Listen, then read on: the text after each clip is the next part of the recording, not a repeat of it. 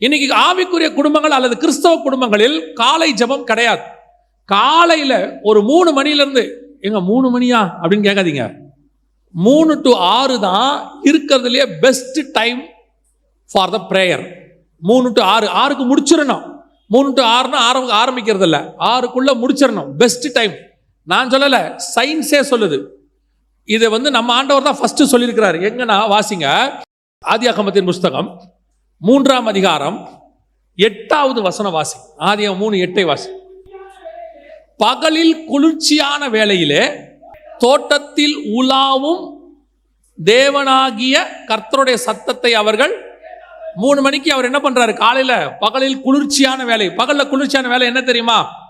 எல்லா நாட்டிலையும் எடுத்திருக்கிறாங்க, ஆல் ஓவர் த வேர்ல்டு.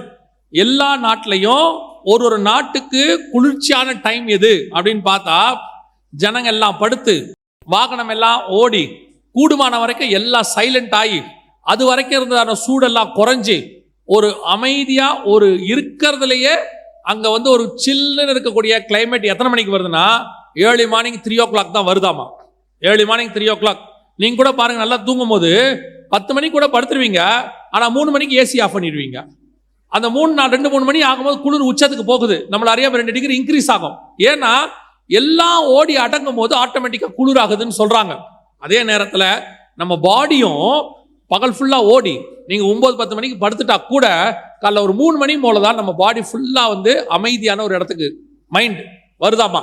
அதான் ரைட் டைம் ஃபார் மெடிடேஷனுங்கிறான், 3 to 6. இந்த அதிகாலை குளிர்ச்சியான நேரம், ஏர்லி மார்னிங் இருட்டோடு அப்படின்னு பார்த்தோம்ல, இதை நம்ம அத்தனை பேரும் எழுந்திருக்கணும். இதை நம்ம அத்தனை பேரும் எழுந்திருக்கணும். நாங்க எங்க பைபிள் காலேஜில் தங்கி இருக்கிறோம். நான் அது நீங்க விளையாட்டாவும் எடுத்துக்கலாம், பட் எனக்கு அது சீரியஸ்.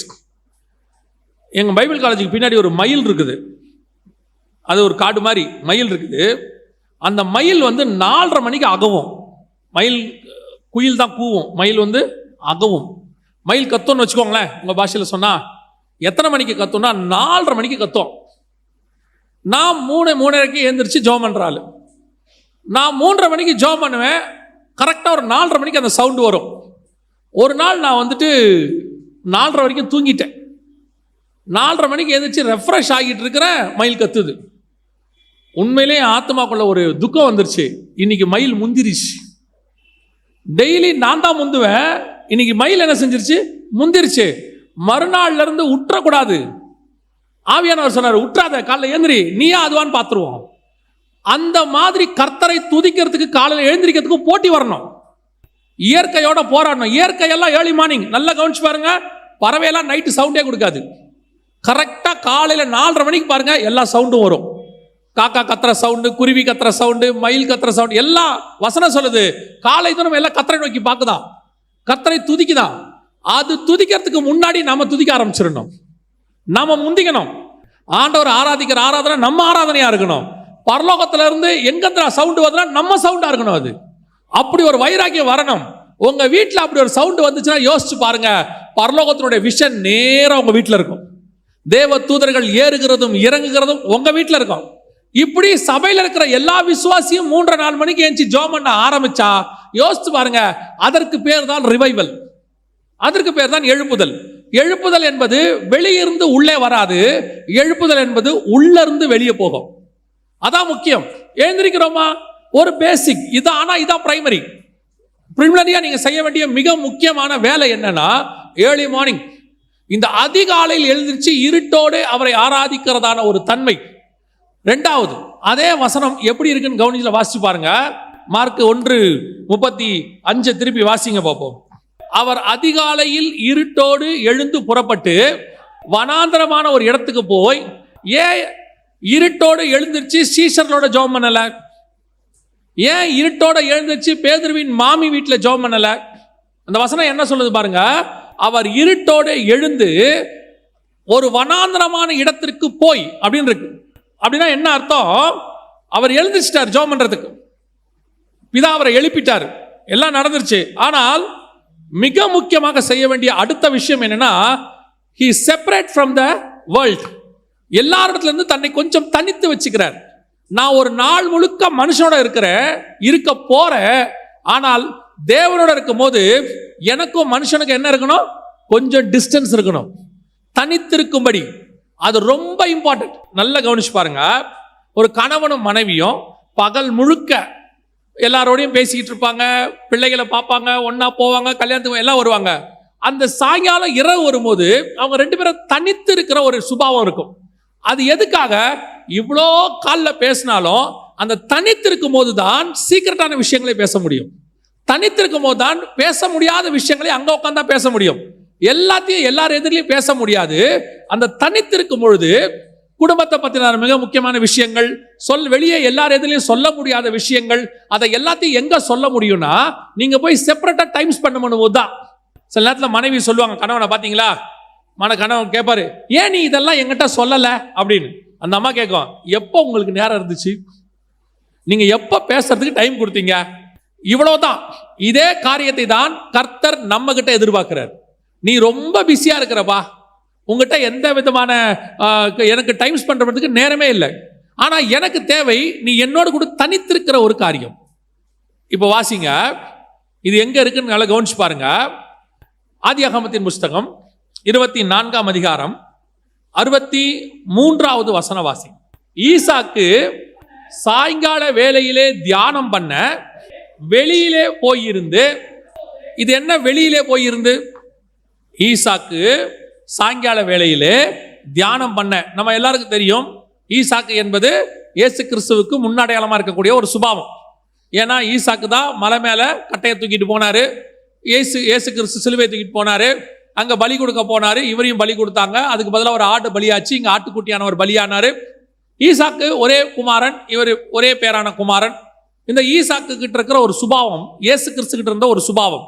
வசனம் சொல்லுது, ஈசாக்கு சாயங்கால வேலை ஆனபோது, அதாவது இருட்டு வருகிற வேலை வரும்போது, இயேசு கிறிஸ்து இருட்டோடே எழுந்து. அப்படித்தானே இருக்குது மார்க் 1:35. இயேசு இருட்டோடே எழுந்து. இங்க சாயங்காலமான போது அப்படின்னா என்ன அர்த்தம்? பொழுது சாயும் போது, வெளிச்சம் போய் இருட்டு வரும்போது. டைம் ஒண்ணுதான், அதாவது சூழ்நிலை ஒண்ணுதான். அந்த நேரத்துல ஈசாக்க பத்தி வசனம் சொல்லுது, தியானம் பண்ண வெளியில் போன போது. எங்க வெளியே போனாரு? தியானம் பண்ண வெளியிலே போயிருந்து. அப்படின்னா என்ன அர்த்தம் தெரியுமா? ஒரு ஊர் எப்பவுமே 3 பகுதியா இருக்கும். இந்த ஊரா இருக்கட்டும், எந்த ஊரா இருக்கட்டும், எருசலேமா இருக்கட்டும், எது வேணா இருக்கும், 3 பகுதி. ஒன்று மையப்பகுதி, நகரம், சிட்டி, நாம வாழ்ற பகுதி. இதை தாண்டி அப்படியே கொஞ்சம் வெளியே போனீங்கன்னா வயல் இருக்கும், வயக்காடு. எங்க வேணா, எந்த ஊருக்கு வேணா போங்க, விவசாயம் பண்ற இடம் இருக்கும். அது ஊருக்கு வெளியே தான் இருக்கும், ஊருக்குள்ள இருக்காது. ஊர்ல இருந்து கொஞ்சம் வெளியே போய் விவசாயம் பண்ணுவாங்க, அதான் வயல்னு சொல்லுவாங்க. வயல் தாண்டுனா வெளி, வயல் வெளின்னு நம்ம சொல்றோம்ல, அதோட அர்த்தம் என்னன்னா அதுக்கு அப்புறம் இருக்கிற இடம் விவசாயம் பண்ண முடியாது, வெளி இடம். அது வெறும் காடா கிடக்கும், ஒண்ணுமே இருக்காது. அப்போ மனுஷர்கள் வேலை செய்யற இடம் தான் வயல். நகரம் என்பது எல்லாரும் இருப்பாங்க, குழந்தைங்க, பெரியவங்க, சின்னவங்க, வேலை செய்யறவன், சும்மா இருக்கிறவன் எல்லாம் இருப்பான். இதை தாண்டி கொஞ்சம் போனா வயல், அங்க வெறும் வேலை செய்யறவங்க மட்டும் இருப்பாங்க. அதையும் தாண்டியாச்சுன்னா யாருமே இருக்க மாட்டாங்க, ஒருத்தர் கூட இருக்க மாட்டாங்க, காடு. அங்க போயிட்டாரு தியானம் பண்றதுக்கு ஈசாக்கு. இதோட அர்த்தம் என்னன்னா, ஒண்ணு இந்த மனுஷங்களோட இருக்கிறோம், ரெண்டாவது கொஞ்சம் ஊழியக்காரங்களுக்கு சொல்றேன், நீங்க அடுத்து ஊழியம் பண்ணுவீங்க, வயல் விதைக்கிற இடம். அதையும் தாண்டி யாருமே இல்லாத ஒரு தனியான இடத்துக்கு தான் நீங்கள் தியானம் பண்ண போகணும். இயேசு கிறிஸ்து வனாந்திரமான ஒரு இடத்திற்கு போனார்னு இருக்கு. ஏன் அப்படின்னு கேட்டா, இயேசு கிறிஸ்து எல்லாரோடும் இருக்கிறவர் தான், ஆளண்டாதவர்லாம் கிடையாது. ஆனால் எப்போ அவர் தேவனோடு கூட இருக்கணும்னு முடிவு பண்ணிட்டாரோ அந்த நேரத்தில் வேற யாரோடும் அவருக்கு தொடர்பு இல்லை. ஒன்று தேவனோடு, இல்லை மனுஷனோடு. இன்னைக்கு நாம ஜெபம் பண்றோம், காலையில் எழுந்திருக்கிறோம், ஆனால் தேவனோடு கூட தனித்திருக்கிற ஒரு அனுபவம் இருக்கிறதா? தேவனுக்குன்னு ஒரு தனி டைம் நம்ம கிட்ட இருக்குதா? அந்த தனி டைம் தான் நீங்க செய்ய வேண்டிய 2வது முக்கியமான காரியம். ஃபர்ஸ்ட், ஏர்லி மார்னிங் எழுந்திரிக்கணும். 2வது, you must spend time with God. அந்த நேரத்தில் வேற யாரோடையும் உங்களுக்கு தொடர்பு இருக்கக்கூடாது, வேற யாரோடையுமே இருக்கக்கூடாது. அப்படின்னா என்ன? யாருமே வேண்டாமா? யாரும் வேண்டான்னு அர்த்தம் கிடையாது. அவங்க எல்லாரும் ஒரு குறிப்பிட்ட நேரம் தேவனோடு இருக்கும்போது அவங்களுக்கு என்ன கிடையாது, நம்ம கிட்ட இடம் கிடையாது. அது ஏர்லி மார்னிங் அப்படி ஒரு டைம் நீங்க கொடுத்துடணும். இன்னைக்கு இருக்கிறதுலே பெரிய பிரச்சனை, நீங்க சொல்லிடலாம், நான் தனியாக தாங்க காலையில் எழுந்துச்சு ஜெபம் பண்றேன், நான் ரூமில் சாத்திப்பேன், யாருமே கிடையாது, யாருமே இல்லை, ஆனால் பக்கத்தில் ஒரு ஃபோனுன்னு ஒன்று இருக்கும். உங்கள் பக்கத்தில் என்ன இருக்குது? ஃபோன் இருக்குது. மனைவி ஒருத்தர் தான், பிள்ளைங்க 2 பேர், ஆனால் ஃபோனுக்குள்ள 1000 கான்டாக்ட் இருக்குது. 1000 கான்டாக்ட். இவங்க அத்தனை பேரும் உங்களுக்கு வாட்ஸ்அப் பண்ணுவாங்க. எதுக்கு தான் கூப்பிட்டுமே, என்னவானா இருக்கட்டுமே, தேவனோடு கூட இருக்கிற நேரத்தை விட முக்கியமான நேரம் வேறு ஒன்று உலகத்தில் கிடையவே கிடையாது. அந்த தேவனுக்குன்னு ஒரு டைம் கொடுக்கணும்ல, டைம் ஏந்திரிச்சு அவருக்குன்னு தனியாக ஸ்பெண்ட் பண்ணணும்ல, அவர் கூட உட்காரணும்ல. இன்னைக்கு இருக்குதா? அந்த தனித்திருக்கிற ஒரு அனுபவம் இருக்குதா? குடும்ப ஜபம் இருக்கு, அதுவே இல்லை, இருக்குன்னு நான் நம்புறேன். குடும்ப ஜபம் இருக்கு, கூடி வந்து ஆராதிக்கிறது ஒரு காங்கிரிகேஷன் இருக்கு. ஆனால் தேவனோடு கூட தனித்திருக்கிற ஒரு அனுபவம் உங்களுக்கு இருக்கா? அமெரிக்காவினுடைய த சக்சஸ்ஃபுல் பிரசிடென்ட் அப்படின்னு சொல்லுவாங்க. யாருன்னு கேட்டிங்கன்னா ஆப்ரஹாம் லிங்கன். இவர் தான் இருக்கிறதுலே மோஸ்ட் சக்சஸ்ஃபுல் பிரசிடென்ட். இவர் தான் அமெரிக்காவை வந்து ஒரு ரைட் பாதைக்கு வடிவமைச்சவர். ஆனால் இவர் தேவ மனுஷன், நல்ல ஆண்டவரை தேடுற ஒரு மனுஷன், பைபிள் வாசிக்கிற மனுஷன். ஒரு நாள் ஒரு பெரிய பணக்காரர், அந்த அமெரிக்காவில் இருக்கிற மில்லியனர், அவர் என்ன பண்ணுறாரு, இவர்கிட்ட அப்பாயின்மெண்ட் கேட்குறாரு, இந்த மாதிரி உங்களை நான் பார்க்கணும் அப்படின்னு சொல்லி. ஆப்ரஹாம் லிங்கனுக்கு வந்து த மோஸ்ட் பிஸியஸ்ட் பிரசிடென்ட். ஏன்னா அவர் அப்போ தான் அமெரிக்காவே வடிவமைக்கிறாங்க. அங்கே வெளிநாட்டுக்காரங்க அவங்க இவங்க பிஸியாக இருக்கிறார். இந்த மனுஷனுக்கு டைமே கொடுக்க முடியல. இந்த மனுஷனும் அப்ரோச் பண்ணி கடைசியில் ஒரு நாள், ஐயா ஏதாவது ஒரு 1/2 மணி நேரம் கொடுங்கயா அப்படின்னு. கடைசியில் பிரசிடென்ட் ஆஃபீஸ்லேருந்து ஃபோன் வருது, நீங்கள் காலையில் 5 மணிக்கு வாங்க, பிரசிடென்ட் கூப்பிடுறாரு, 5 o'clock அப்பாயின்மெண்ட். அமெரிக்காவில் 5 மணி குளிருங்கிறது எப்படி இருக்குன்னு உங்களுக்கு தெரிஞ்சிருக்காதுன்னு நினைக்கிறேன்.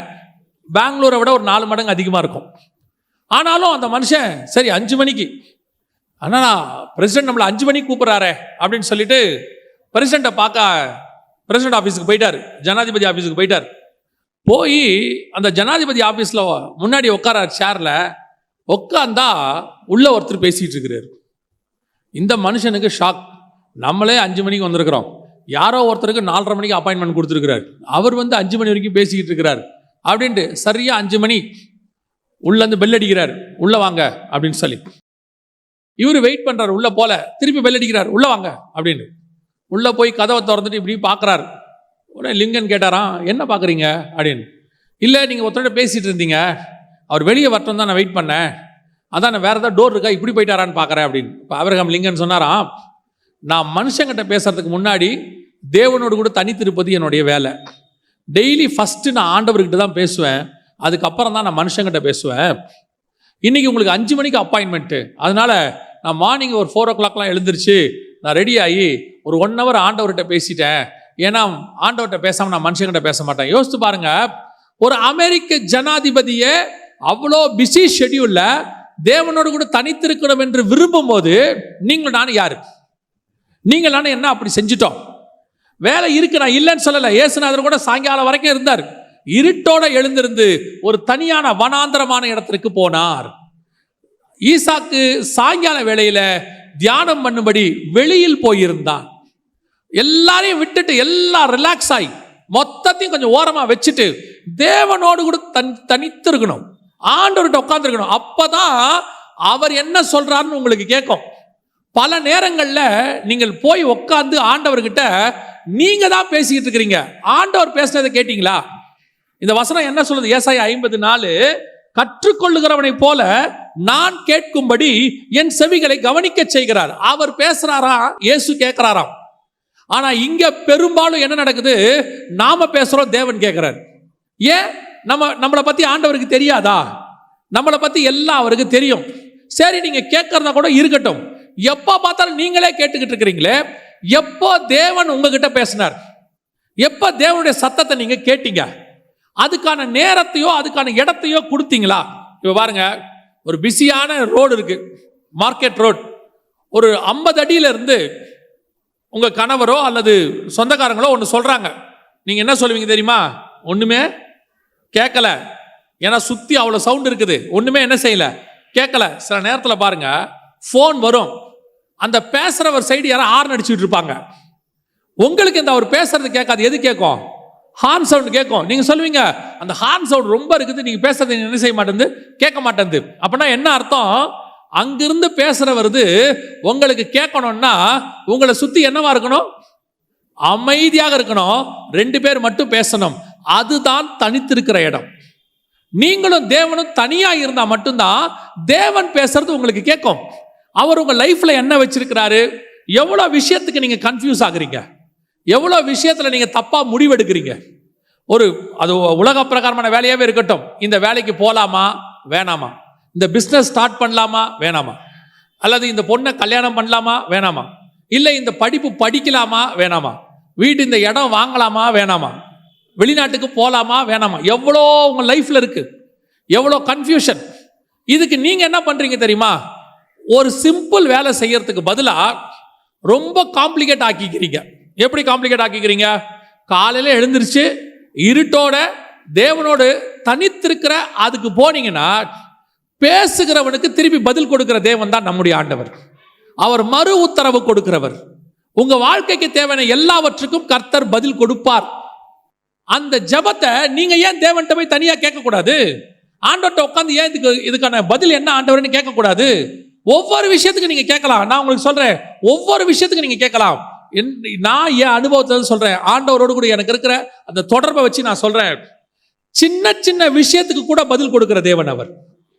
சிம்பிள் விஷயத்துக்கு உங்களுக்கும் எனக்கு வேணா அது ரொம்ப சிம்பிளா தெரியும். ஆனா கர்த்தரை பொறுத்த வரைக்கும் அது என் பிள்ளைகள் கேட்குது. ஒரு தகப்பன் ஸ்தானத்திலிருந்து ஆண்டவர் அதை செய்வார். கேட்கிற கேள்விக்கு பதில் கொடுப்பார்.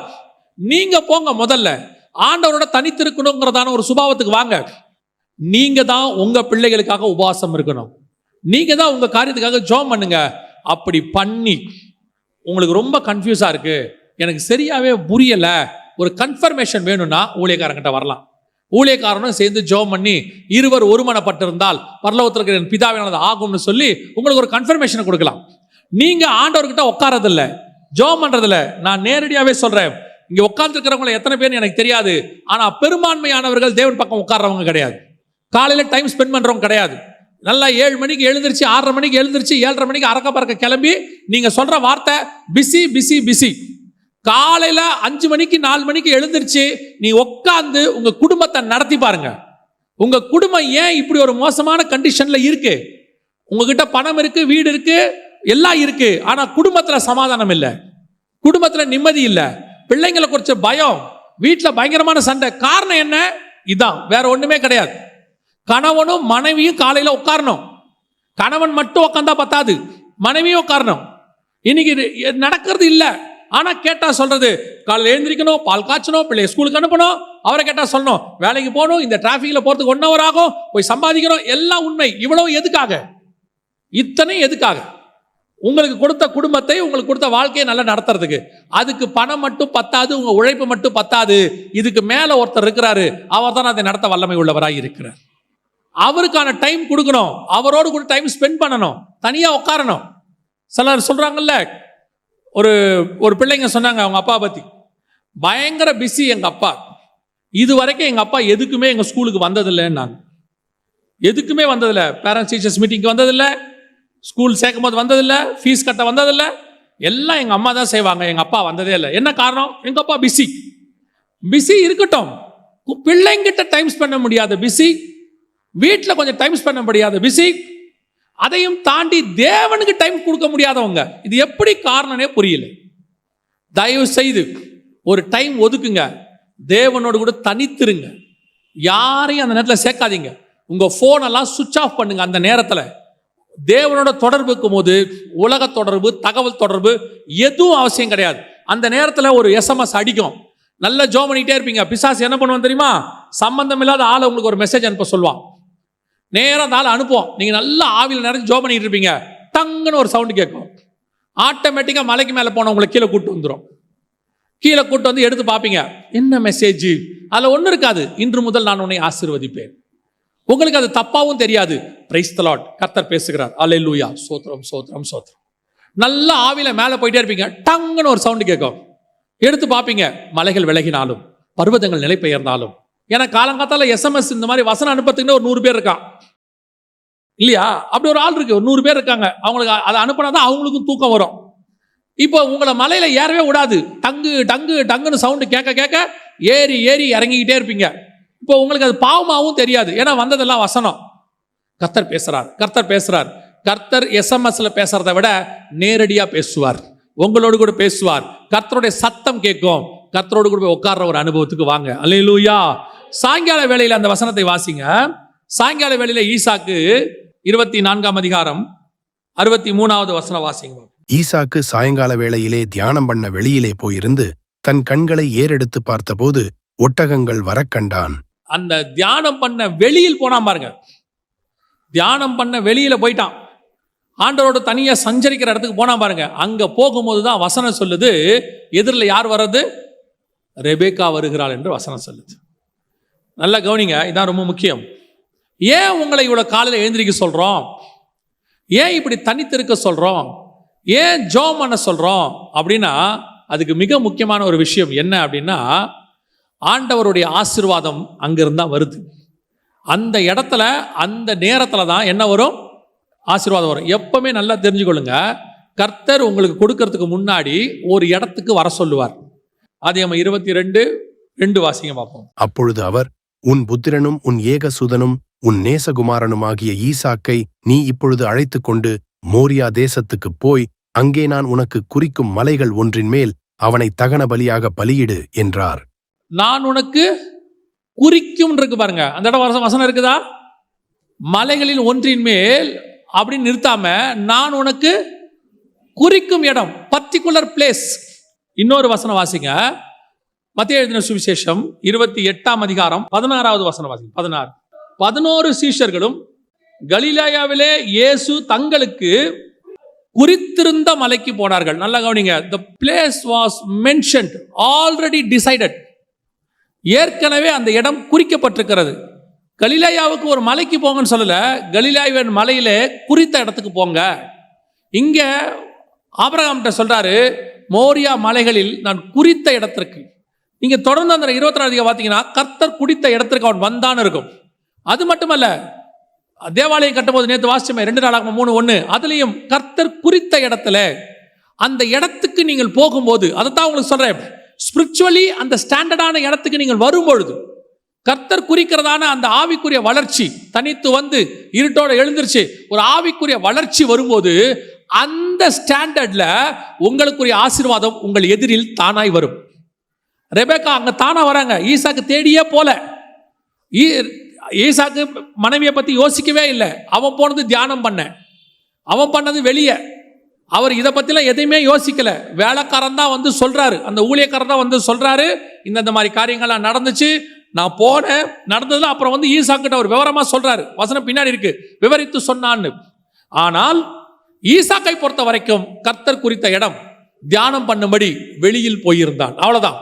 அந்த இடத்துக்கு, அந்த நேரத்திற்கு, அந்த பர்டிகுலர் ஸ்பிரிச்சுவல் வளர்ச்சிக்கு நீங்கள் வரும்போது உங்களுக்கு தேவையான ஆசீர்வாதம் உங்களுக்கு முன்னால் தானாய் வரும். நீங்க இந்த ஆசீர்வாதத்தை தேடி தானே ஓடுறீங்க. ரெபேக்கா எங்க இருக்குது, ரெபேக்கா எங்க இருக்குன்னு ஓடுறோம்ல, எங்க இருக்கு நன்மை கிருபை எங்க இருக்குன்னு ஓடுறோம்ல. ஆனா நீங்க இருக்கிற இடத்துக்கு அது வருங்கிற. நான் திருப்பியும் சொல்றேன், ஏன் அனுபவத்தை வச்சு சொல்றேன், நமக்கு என்ன தேவையோ அதை பரமபிதா முன்பே அறிந்திருக்கிறார். அவர் வந்து நீங்கள் இருக்கிற இடத்திற்கு கொடுப்பதற்கு வல்லமை உள்ள தேவனாய் இருக்கிறார். நீங்க அலைய வேண்டியதே இல்லை. என்னை பொறுத்த வரைக்கும் நான் ஆண்டவரோட பழகினதுல சொல்றேன், நம்ம அலைஞ்சு திரிஞ்சணும்னு கர்த்தர் விரும்பவே இல்லை. யோசித்து பாருங்க, ஆகார் அலைந்து திரிந்தாள், சாராள் கூடாரத்தில் இருந்தாள். ஆகார் அலைந்து திரிந்து ஒரு குழந்தையை பெற்றாள், சாராள் கூடாரத்துக்குள் இருந்து ஒரு குழந்தையை பெற்றாள். இது வாக்குத்தத்தம் பண்ணப்பட்ட குழந்தை, அது மீறுதலினால் வந்த குழந்தை.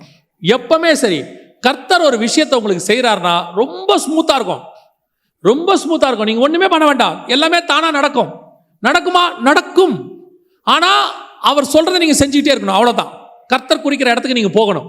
போனீங்கன்னா அங்க எல்லாம் நடக்கும். என் ஊழியத்தின் பாதையில நான் சொல்லுவேன், 22 வருஷத்துக்கு முன்னாடி, 23 வருஷம் ஆச்சு, 23 வருஷத்துக்கு முன்னாடி நான் சொல்றேன், ஊழியத்தின் பாதையில புறப்படும் போது 2004 ஆண்டவர் இந்தியாவுக்கு வர சொன்னார், வெளிநாட்டில இருந்து.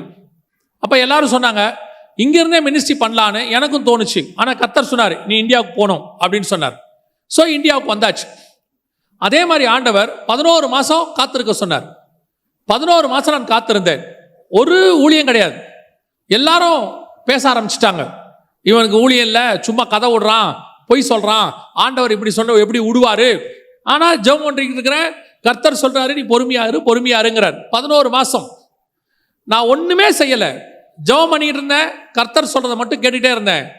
ஒரு நாள் ஆண்டவரே ஒருத்தரை பார்க்க என்னை கூட்டிட்டு போனார். நான் வேற ஒருத்தரை பார்க்க போறேன், வழியில ஒருத்தர் என்னை பார்க்கறாரு. இது என் லைஃப்ல நடந்தது. வழியில ஒருத்தரை பார்க்கறேன், அவர் கேட்கிறாரு, தம்பி என்னப்பா பண்ற? ஒன்றும் பண்ணலனே, மினிஸ்ட்ரிக்கு வந்தா இப்ப ஜெபம் பண்ணிட்டு இருக்கிறேன். அப்படியா, வாயா நம்ம 2 பேரும் ஜெபம் பண்ணுவோம் அப்படின்னு என்ன ஒரு இடத்துக்கு கூட்டு போறாரு பிரேயருக்கு. நாங்க 2 பேரும் 3 நாள் சேர்ந்து ஜெபம் பண்றோம். அந்த இடத்துக்கு ஒருத்தர் வராரு. ஆண்டவருடைய ஸ்கிரீன் பிளே பாருங்க, எப்படி நடத்துறாரு பாருங்க ப்ரோக்ராம். அந்த இடத்துக்கு ஒருத்தர் வராரு. அவரும் எங்க கூட பிரேயர்ல கலந்துக்கிறார். அவரும் 3 நாள் இருக்கிறார். அவர் 3 நாள் என்கிட்ட எதுவுமே பேசவே இல்லை. 3ஆவது நாள்ல பிரேயருக்கு நடுவுல ஒரு டீ குடிக்கும் போது கேட்கிறாரு, என்ன பண்றீங்க? இந்த மாதிரி ஆண்டவர் ஊழியத்துக்கு வர சொன்னாரு, வந்து 10 மாசம் ஆச்சு, இப்போ ஒரு பிரேயருக்கு இங்க வந்திருக்கிறோம் அப்படியான்ட்டு அவர் போயிட்டாரு. அவர் போய் அவங்க ஃப்ரெண்டு கிட்ட சொல்றாரு. அந்த ஃப்ரெண்டு என்ன கூப்பிடுறாரு, நீங்க ஏதோ செகண்ட் கமிங் பத்தி மினிஸ்ட்ரி பண்றீங்க வந்திருக்கிறீங்கன்னு சொன்னாங்க, அது என்னன்னு எங்க வீட்டில் வந்து எங்களுக்கு சொல்ல முடியுமா எங்க வீட்டில் அப்படின்னு வந்து சொல்றேன்னு சொல்றேன். ஆண்டவர் அனுப்புறாரு. அது வீட்டு கூட்டம் 4 பேர் தான் இருப்பாங்க, அதெல்லாம் தெரியாது. போனா 10 பேர் இருந்தாங்க. அவரு, அவர் மனைவி, 2 பிள்ளைகள், தம்பி, அவங்க மனைவி, 2 பிள்ளைகள், வேலை செய்யற 2 பேர், எல்லாம் ஒரு 10 பேர் இருக்காங்க. எங்களுக்கு பேசுங்க, 2ஆம் வருகை பத்தி என்னன்னு சொல்லுங்க அப்படிங்கிறார். நம்ம என்ன யோசிக்கணும், நான் யாரு, வெளிநாட்டுல இருந்து வேலையை விட்டு வந்திருக்கிறேன், உங்க வீட்டில் வந்து பேசுறதுக்காக என்ன ஆண்டவர் கூப்பிட்டாரு? அதெல்லாம் இல்லை. ஆண்டவர் சொல்றாரு இங்க பேசுன்னு. எனக்கு ஆண்டவர் சொல்லி கொடுத்தாரு ஒரு காரியம், என்ன தெரியுமா? எவ்வளோ பெரிய வீட்டுக்கும் சாவி சின்னதுதான். வீடு எவ்வளோ பெருசாவனா இருக்கட்டும், சாவி எப்படி இருக்கும்? அந்த வீடு அளவு இருக்காது. சாவி எப்படி இருக்கும்? அந்த டோரை ஓபன் பண்ற சாவி சின்னதுதான். பெரிய ஆசீர்வாதத்துக்கு சின்ன வழியை கத்தர் வச்சிருப்பார். அதுல ஏறினீங்கன்னா பெரிய ஆசீர்வாதம் கிடைக்கும். அவங்க வீட்டுக்கு போக சொன்னார், போனேன். அவங்க 1 மணி நேரம் பேச சொன்னாங்க. 1.5 மணி நேரம் டைம் கொடுத்தாங்க, பேசியாச்சு, முடிச்சாச்சு, வீட்டுக்கு வந்தாச்சு. மறுநாள் அவங்க சர்ச்சில் இருந்து ஃபோன் வருது. நீங்க பாஸ்டர் சொல்றாரு, பேசுனீங்களா, ரொம்ப நல்லா இருந்துச்சு, எங்க சபையில் ஒரு 2 நாள் பேசுவீங்களா? சரி, ஓகே. அங்க போறோம். அந்த சர்ச்சில் மீட்டிங் நடக்குது. அந்த மீட்டிங்க்கு வந்த பாஸ்டர்ஸ் 2 மீட்டிங் புக் பண்றாங்க. அங்க ஆரம்பிச்ச ஊழியம் இங்க வரைக்கும் வந்து நிக்குது. இது வரைக்கும் யாரையும் கேட்டதும் இல்ல, யாருகிட்ட போய் சொன்னதும் இல்ல, நான் ஊழியம் கொடுங்கன்னு கேட்டதில்ல, நான் சும்மா தான் இருக்கிற வரட்டுமான்னு கேட்கவே இல்லை. இந்த நிமிஷம் வரைக்கும் 23 வருஷம் கர்த்தர் நடத்தி இருக்கிறார். இதைத்தான் சொல்றேன், கர்த்தர் குறித்த இடத்துக்கு போய் நீங்க உட்கார்ந்துட்டீங்கன்னா அவர் உங்களை கொண்டு போவதற்கு வல்லமை உள்ளவராக இருக்கிறார். அது நடக்கும், தானா நடக்கும். எனக்கு ஆண்டவர் சொல்லி கொடுத்ததான், ட்ரெயின்ல ஏறி உட்காந்துரு கரெக்ட் டைமுக்கு. நீ சாப்பிடல வேற விஷயம், ட்ரெயின்ல ஏறி உட்காந்துரு. அதுக்கப்புறம் ட்ரெயின் அந்தந்த ஸ்டேஷனுக்கு கரெக்டா போகும். உனக்கு தேவையானது அந்தந்த ஸ்டேஷன்ல வரும். நீ சாப்பிட்டுக்கலாம், தண்ணி குடிச்சுக்கலாம், தூங்கிக்கலாம், கரெக்ட் டெஸ்டினேஷன் போய் இறங்கிடுவீங்க. ஒருவேளை நீங்க 1 மணி நேரம் லேட்டா விட்டுட்டு, உங்க ட்ரெயினை விட்டுட்டு அடுத்த ட்ரெயின்ல ஏறினீங்கன்னா எல்லா ஸ்டேஷனும் லேட்டு தான். 1 hour லேட். டெஸ்டினேஷன் போவீங்க, லேட்டா போவீங்க, அவ்வளவுதான். ஆனா நீங்க கரெக்ட் டைம் ஏறி உட்காந்துட்டீங்கன்னா நிம்மதியா தூங்கலாம். டெஸ்டினேஷன் வந்து எழுப்புவாங்க. இன்னைக்கு இதுதான் நீங்கள் செய்ய வேண்டிய மிக முக்கியமானது. ஆண்டவர் குறிக்கிற இடத்துக்கு போங்க, ஆண்டவர் சொல்ற இடத்துக்கு காத்துருங்க, காலை தோறும் கர்த்தருடைய சமூகத்துல வெயிட் பண்ணுங்க, தனித்திருங்க. கொண்டு வர வேண்டிய ரெபெக்காளை கர்த்தர் கொண்டு வருவார். கொண்டு வர வேண்டிய ஆசீர்வாதம். ரெபெக்காளா யாரு? மனைவி. மனைவி குறித்து வேதம் என்ன சொல்லுது? வாசிங்க, நீதிமொழிகளின் புஸ்தகம் 18ஆம் அதிகாரம் 22வது வசனம் வாசி. மனைவியை கண்டடைகிறவன் நன்மையானதை கண்டடைகிறான், கர்த்தரால் தயையும் பெற்றுக் கொள்ளுகிறான். நான் சொல்லுவேன், மனைவி கண்டடைகிறவன் நன்மையை கண்டடைகிறான். ஒன்று, நம்மளால் அந்த அம்மாவுக்கு நன்மை இருக்கும், இல்லை அந்த அம்மாவால் நமக்கு நன்மை இருக்கும். ஏதோ ஒன்று இருக்கும். சில நேரத்தில் பிள்ளைகளுக்கு ஜுரம் வரும் பாருங்க. அந்த ஜுரம் வர்றது பிள்ளைகளுக்கு நல்லது. ஏன் தெரியுமா? உங்கள் பிள்ளைகள் உடம்புல இருக்கிற இம்யூனிட்டி பவர் என்ன ஆகும்? ரெஃப்ரெஷ் ஆகும். நீங்கள் நர்ஸையோ டாக்டரையோ கேட்டு பாருங்க, அவங்க சொல்லுவாங்க 6 மாதத்துக்கு ஒரு தடவை, 1 வருஷத்துக்கு ஒரு தடவை என்ன வரணும்? நம்ம பாடியில் ஒரு ஜுரம் வரணும், கோல்டு பிடிக்கணும். பிடிச்சா தான் நமக்குள்ள இருக்கிற இம்யூனிட்டி பவர்லாம் என்ன ஆகும்? ரெஃப்ரெஷ் ஆகும். அந்த மாதிரி தான் சில நேரங்களில் இப்படிப்பட்ட காரியங்கள் நடக்கும். அதனால நீங்கள் நன்மை இல்லைன்னு நினைக்கக்கூடாது. அதுலேயும் என்ன இருக்கும்? ஒரு நன்மை இருக்கும். இப்போ யோசிச்சு பாருங்க, ஈசாக்கு சாயங்கால வேளையிலே தனித்திருக்கும்படி ஆண்டவரோடு கூட போகும்பொழுது எதிரில் என்ன வருது? மனைவி வருது, நன்மை வருது, நன்மையான காரியங்கள் வருது. நீங்கள் தனித்திருக்கும் போது கர்த்தர் நன்மையான ஈவுகளை கட்டளையிட வல்லமை உள்ளவராக இருக்கிறார். அல்லேலூயா. யாக்கோபின் புஸ்தகம் 1ஆம் அதிகாரம் 17வது வசனம் வாசி. நன்மையான எந்த ஈவும் பூரணமான எந்த வரமும் பரத்திலிருந்து உண்டாகி ஜோதிகளின் பிதாவினிடத்திலிருந்து இறங்கி வருகிறது. அப்ப நன்மையான ஈவு பிதாவினிடத்திலிருந்து இறங்கி வருதுன்னா அதை போய் வாங்குகிறவர்களாக நீங்கள் நான் இருக்கணும். ஆண்டவர் கொடுப்பதுக்கு ரெடி, ஆனா வாங்கறதுக்கு நம்ம ரெடியா இல்லை. ஏன்னா வாங்கணும்னா அந்த இடத்துக்கு போகணும், வாங்கணும்னா அந்த பர்டிகுலர் பிளேஸ்க்கு நீங்க போகணும், போனா தான் கிடைக்கும். சிலருக்கெல்லாம் பார்த்தீங்கன்னா அந்த வரம் வேணும், இந்த வரம் வேணும். நான் சொல்லுவேன், மோசே எவ்வளவு தேவனோடு கூட தன்னை இணைத்து கொண்டாரோ அவ்வளவுக்கு அவ்வளவு தேவனிடத்திலிருந்து வெளிப்பாடுகளை பெற்றுக்கொண்டார். இப்போ யோவான் வெளிப்படுத்தின விசேஷம் பெறணும், பெற்றுக்கொள்ளும் பொழுது அவர் எங்க இருந்தார்னு வசனம் சொல்லுது, பத்மு தீவிலே. எப்படி விடப்பட்டிருந்தார்? தனித்து விடப்பட்டிருந்தார். அந்த வசனம் சொல்லுது, நான் பத்மு தீவிலே தனித்து விடப்பட்டிருந்த போது பாடுகள் நிமித்தம் அவர் இருக்கிறார். இருக்கும் பொழுது வெளிப்படுத்தின விசேஷம் கிடைக்குது. இதுவே 12 சீஷர்களோட இருக்கும் பொழுது இயேசு கிட்ட இருந்து அன்பு கிடைக்குது. இயேசுவின் மார்புல சாஞ்சிக்கிறார், எல்லாம் இருக்கு, இல்லைன்னு சொல்லல. ஆனா தனித்திருக்கும் பொழுதுதான் இனி சம்பவிக்க போகிறவை நான் உனக்கு காண்பிப்பேன் வா என்று சொல்லி. அதைத்தான் உங்களுக்கு சொல்றேன், எவ்வளவுக்கு எவ்வளவு நீங்கள் தேவனோடு கூட அவர். இப்ப யோசித்து பாருங்க, யோவானுக்கு அந்த வெளிப்படுத்தின விசேஷம் கிடைக்கணும்னா அவர் பத்மு தீவுல போய் இருக்கணும், அப்பதான் கிடைக்கும். இந்த மோசேக்கு 5 ஆகமம் கிடைக்கணும்னா அவர் மலை உச்சியில மேகத்துக்குள்ள போகணும், அப்பதான் கிடைக்கும், இல்லைன்னா கிடைக்காது. இயேசு கிறிஸ்து தனித்து போனாதான் தினந்தோறும் கற்றுக்கொள்ளுகிறதை போல கற்றுக்கொள்ள முடியும், இல்லைன்னா கிடைக்காது. ஈசாக்கு சாயங்கால வேளையில தனித்திருக்கும்படி வெளியே போனாதான் நன்மையான ஈவு அவர் எதிரில் வரும். எல்லாமே ஒரே லைன் தான். இன்னைக்கு உங்களுக்கு அந்த நன்மையான ஈவு எதிர்பார்க்குறீங்க, ஆசீர்வாதத்தை எதிர்பார்க்குறீங்க, எனக்கு எல்லாம் தரணும், எல்லாம் கிடைக்கணும்னு சொல்றீங்க. ஆனா கிடைக்குதானா? இல்லை. நீங்களே குற்றப்படுத்துகிறீங்க, என்னமோ தெரியலங்க, ஒரு ஆசீர்வாதம் வரமாட்டேங்குது, ஒன்றும் கிடைக்க மாட்டேங்குது. ஆனா ஒன்றும் பிரச்சனை இல்லை, ஆனா எதிர்பார்க்கிற மாதிரி ஆவிக்குரிய வாழ்க்கை இல்லை, எதிர்பார்க்கிற மாதிரி ஊழியம் இல்லை. ஏன் இல்லை? ஏன் இல்லை? கர்த்தர் அந்த இடத்துக்கு வர சொன்ன இடத்துக்கு நீங்க இன்னும் போகல. ஆண்டவர்கிட்ட சொல்லுங்க, ஆண்டவரே நான் எங்க வரணும், நான் என்ன செய்யணும், நான் எவ்வளவு தூரம் உங்களோட இணையணும் கேட்டு பாருங்க. நீங்க அப்படி கேட்க கேட்க ஆண்டவரோடு கூட டைம் ஸ்பெண்ட் பண்ண, ஆண்டவரோடு கூட தனித்து இருக்கும் பொழுது ஆண்டவர் நன்மையான ஈவுகளை கட்டளையிட வல்ல உள்ளவராக இருக்கிறார். இப்ப என்ன கிடைக்குது இந்த இடத்துல?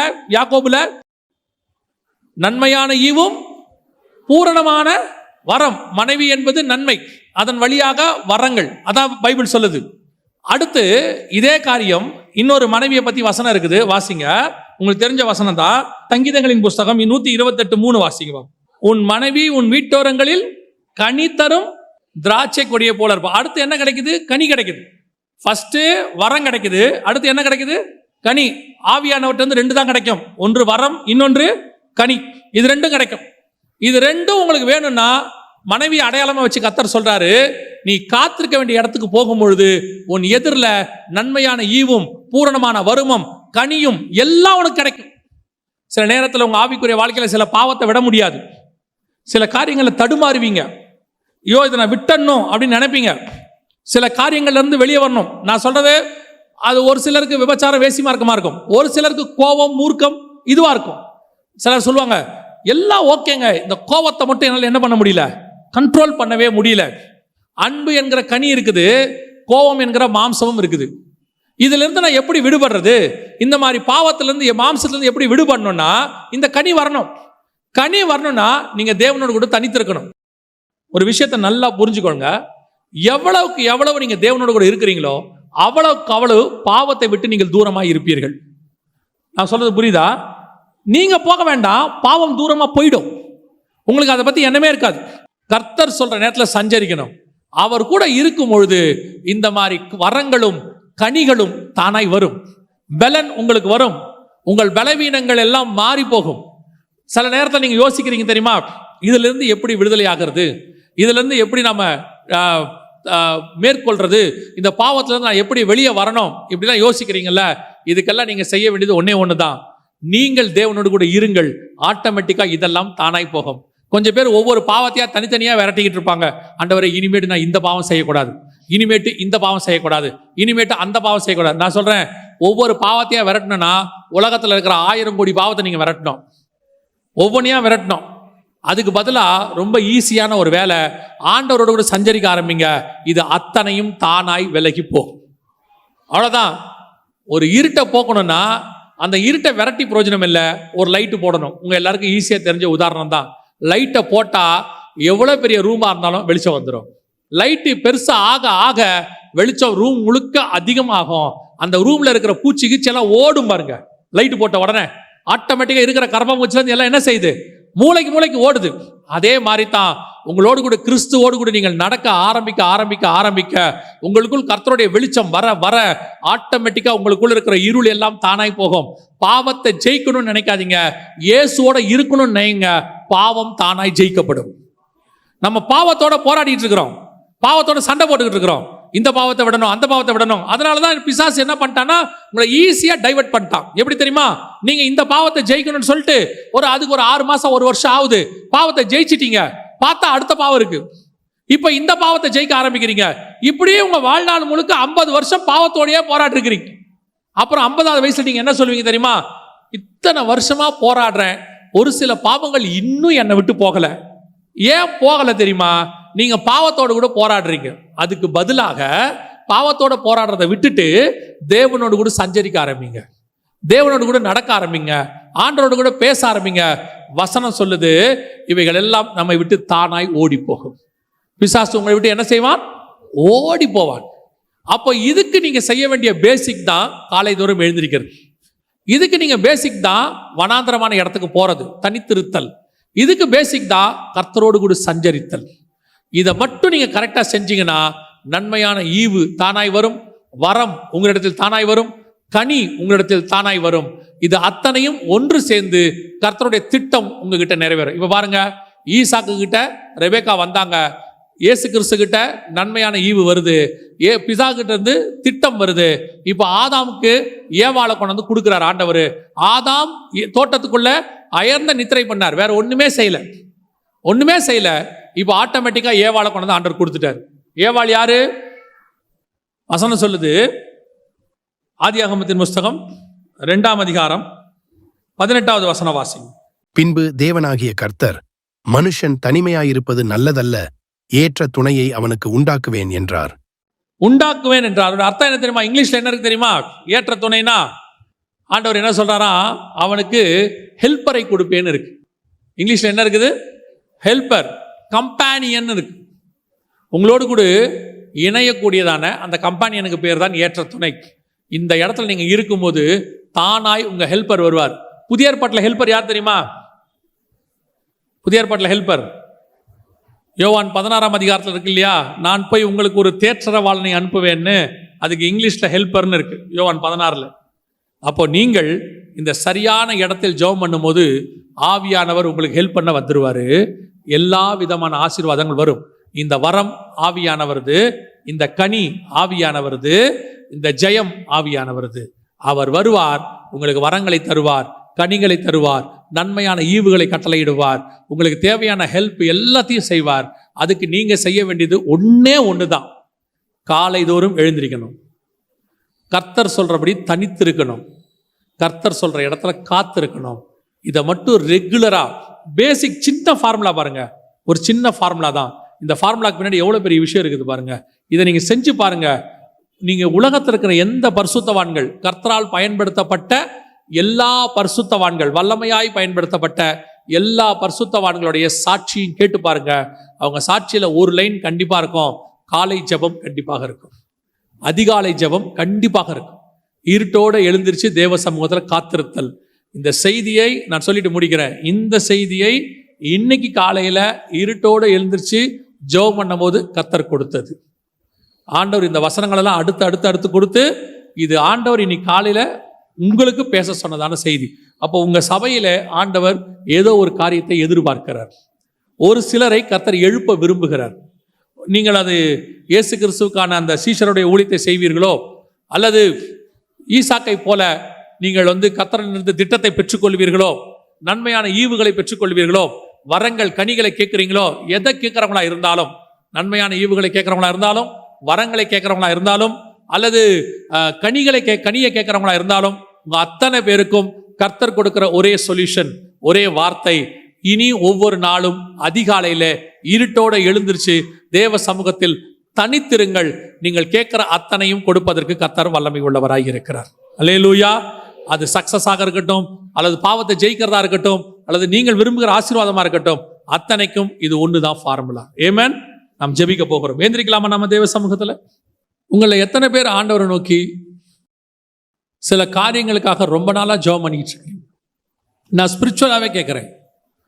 உங்களுக்கு வரங்களோ கனியையோ அல்லது பாவத்தை மேற்கொள்ளுதலோ உங்கள் பலகீனங்களிலிருந்து விடுதலையாகணும்னோ சில காரியங்கள் எங்களுக்கு கிடைக்கணும்னு சொல்லியோ உங்களை எத்தனை பேர் இத்தனை ரொம்ப நாட்களாக ஜெபம் பண்ணிக்கிட்டு இருக்கிறீங்க? உங்கள் வாழ்க்கையில் நான் ஜெபம் பண்ணிகிட்டே இருக்கிறேன், ஆனால் இன்னும் எனக்கு அது வரல. ஆனால் கர்த்தர் சொல்லியிருக்கிறாரு தருவேன்னு சொல்லி வாக்கு பண்ணியிருக்கிறாரு, ஆனால் வரல.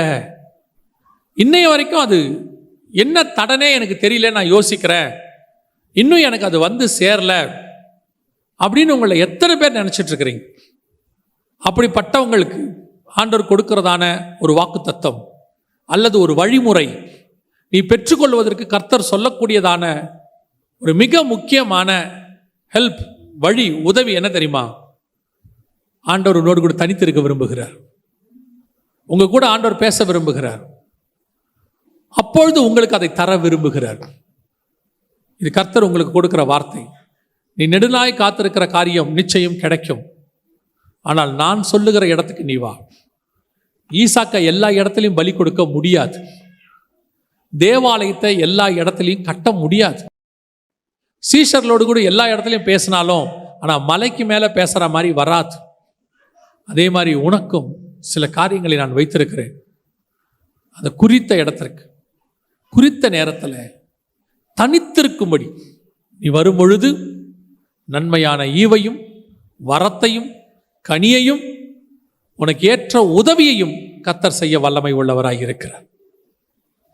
அப்படி இத்தனை நாள் காத்திருந்தேன், இதுவரைக்கும் எனக்கு கிடைக்கல, இன்னைக்கு அது விரும்பணும், அது கிடைக்கணும்னு நான் விரும்புகிறேன், எனக்காக ஜெபம் பண்ணுங்க, ஆண்டவர் இன்னைக்கு எனக்கு ஒரு வழியை சொல்லி கொடுத்துருக்கிறாரு, ஆண்டவர் எனக்கு தெரியப்படுத்தியிருக்கிறாரு அப்படின்னு சொல்கிறவங்க, விரும்புகிறவங்க, அதை பெற்றுக்கொள்ள விரும்புகிறவங்க உங்களுடைய கரங்களை ஆண்டவருக்கு நேராக உயர்த்திய இத்தனை நாட்கள் நான் ரொம்ப காரியத்துக்காக ஜெபம் பண்ணிக்கிட்டு இருந்தேன், அது எனக்கு வரவே இல்லை, ஏன் வரலன்னு எனக்கு தெரியல, ஆனால் ஆண்டவரும் சொன்னார் வரும்னு சொல்லி, இப்போதான் எனக்கு தெரியுது அது கிடைக்கிற இடத்துக்கு நான் போகலை, கர்த்தர் குறித்து வைத்த இடத்துக்கு நான் போகலை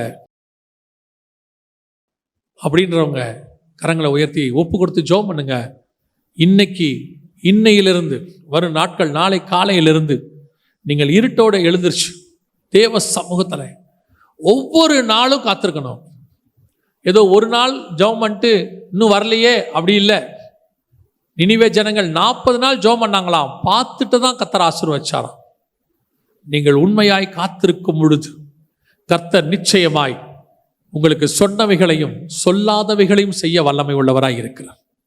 நீங்கள் கேட்டவைகளையும் கேட்காதவைகளையும் கொடுப்பதற்கு வல்லமை உள்ளவராய் இருக்கிறார்.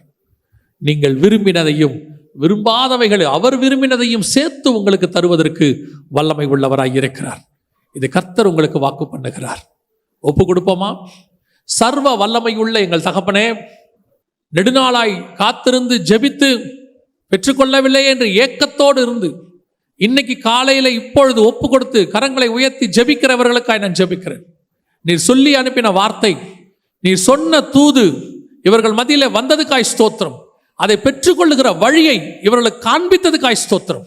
வருகிற நாட்களிலே இவர்கள் ஏறெடுத்த ஜெபம், காத்திருந்த காத்திருக்குதல் எல்லாவற்றுக்கும் பதில் கொடுத்து கர்த்தர் எனக்கு அதை தந்தார் என்று இவர்கள் சாட்சி பகரத்தக்கதாகும். கர்த்தர் நீர் இவர்களை ஆசீர்வதிக்க போற தயவுக்காய் ஸ்தோத்திரம். இந்த வார்த்தைகள் ஒவ்வொருத்தருடைய வாழ்க்கையிலும் 100% நிறைவேற போற தயவுக்காய் ஸ்தோத்திரம். ஆண்டவரே, வழி இதுவே என்று இவர்கள் காண்பித்தீர் ஆண்டவரே. அந்த ஃபார்முலாவை நீர் சொல்லி கொடுத்ததுக்காக ஸ்தோத்திரம். இனி இந்த பகுதியில முதல் துதி எங்கள் துதியாக இருக்கும். காலையில ஏறெடுக்கிற துதி எங்கள் சபையின் துதியாக இருக்கும். கர்த்தருக்கு சித்தமானால் ஒவ்வொரு நாள் காலை 5 மணிக்கு எங்கள் சபையே கூடி உம்மை ஆராதிக்கிற ஆராதனையில பங்கு பெற கர்த்தர் கிருபை பாராட்டுங்க. பரலோகத்துக்கு எட்டுகிற முதல் துதி இந்த ஏரியாவிலிருந்து எங்கள் துதியாக இருக்கட்டும். இயற்கை கூப்பிடுவதற்கு முன்பாக, ஆண்டவரே, பறவைகள் கூப்பிடுவதற்கு முன்பதாக நாங்கள் உம்மை கூப்பிட கர்த்தர் எங்களுக்கு கிருபை பாராட்டும். மகிமையுள்ள கரத்தில் எங்களை தாழ்த்துகிறோம். எங்கள் ஆண்டவர் இயேசு கிறிஸ்துவின் நாமத்தில் ஒப்பு கொடுத்து ஜெபிக்கிறோம் ஜீவனுள்ள நல்ல பிதாவே.